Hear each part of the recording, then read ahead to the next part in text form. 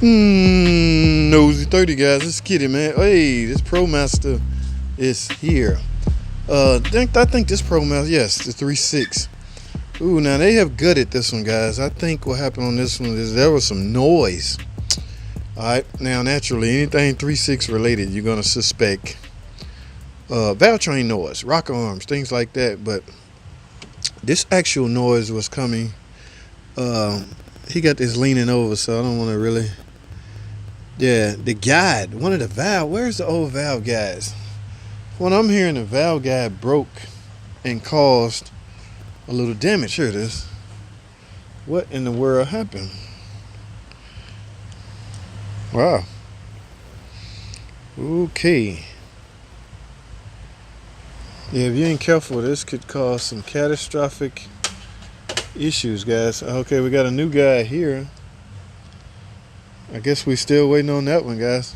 Thing about these guides and stuff like that, yes, the whole timing chain cover have to come off. Alright, so yeah. Do you have to remove the heads? I guess if you want to inspect them properly, I would think. But as far as yeah, I still can't see. So this ProMaster, the way they got this setting in this ProMaster is pretty I guess a little complicated, because when you jack it up, if you got no support over here, it's just gonna lay down. So, but yeah, quite a bit of work, guys. ProMaster are the least maintained vehicle out there. Ooh, I checked one out one time, had a ticking noise. I refused to. I pulled something. I think the PCV valve or something. It was heavily carbon with sludge. That's when I asked for teardown time to remove the valve cover. Let me show y'all what I saw. In fact, I'm going to card it, but I'm going to put parts of the clip right here. All right, this video clip right here, this is one of the worst ProMaster well-maintained or maintained vehicles. I ain't going to even say ProMaster. I'm going to say vehicle. This is one of the worst maintained, but it happens to be a ProMaster. One of the worst maintained vehicles I've ever seen. ProMasters, guys, they like a work vehicle, so they tend to not be cared for as much. Because quite frankly, the employee is just going to jump in and drive. They're not going to be checking oil. They're not going to be worrying about when the next oil change. Owners, that's the job of the owners and the management of the company. So yeah, this thing, and this was a 3.6, guys. I had to take the valve cover off, and once I saw that, you got to understand the risk in trying to repair something like that. Yes, this actual video that I posted, I got a lot of complaints about that could be fixed. Put such and such in it. Guys, if you pour any kind of solution in there to try to break that up, all of that's going to eventually end up in the oil pan, right? So it's just going to try to circulate right along with the lubrication circulation process anyway. So it's going to end up right back into places it has no business, and it's going to cause more catastrophic failure. So I can't remember. I think we ended up replacing. I think we took a shot at trying to clean it. I can't remember. We did this a long time ago, but yes, that was a ProMaster, and it was terribly maintained.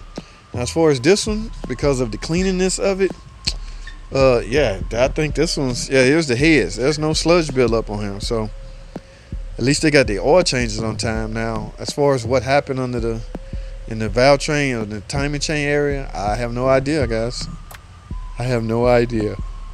Alright, so yeah, ProMasters they're a workhorse, but you got to maintain them.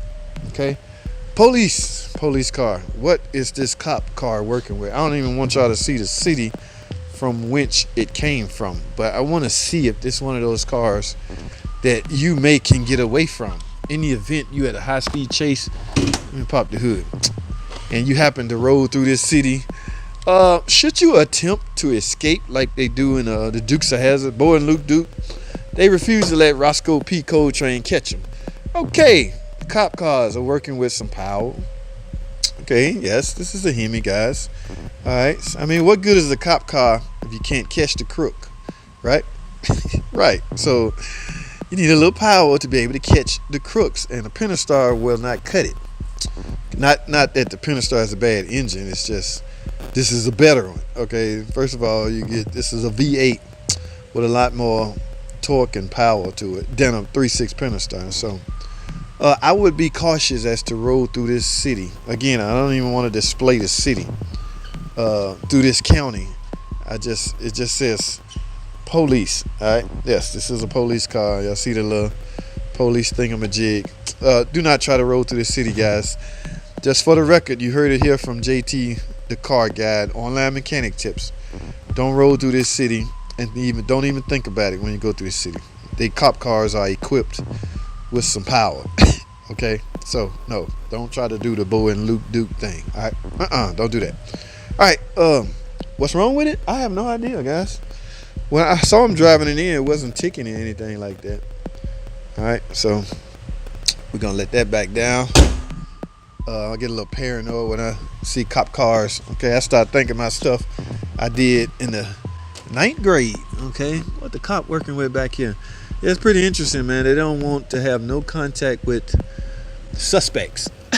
Okay, guys, this wasn't always, cop cars wasn't always like this. But when suspects start spitting on polices and even with their hands behind their back, they would find some way to assault the cop. Okay, so these places had to find a way to prevent that. All right, so they got this little shield up here, and they got a little monitor thing up here, radar detector. I'm sure that's the thingamajig that they use to run your plates.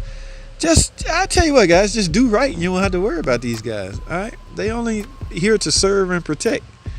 Got the CB right there. You know what's weird? This is not a floor shifter, right? Because they need the floor space for all the other stuff. So it's a column shifter. All right.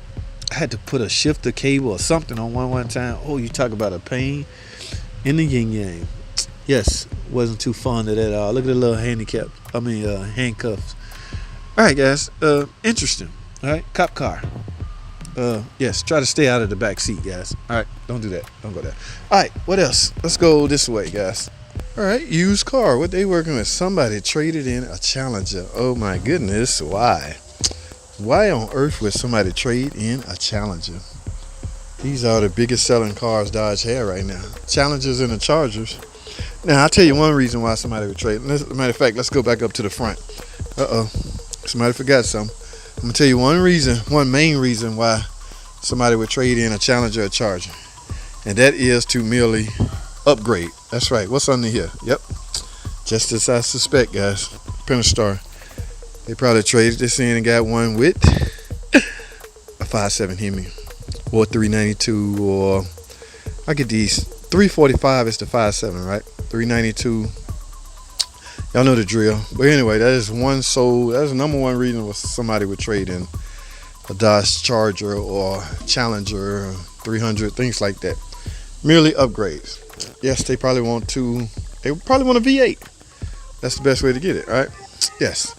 I don't know what's going on with the Ram, but guys, that's it. That's all I have, man. Let me go back over here. Thanks for watching.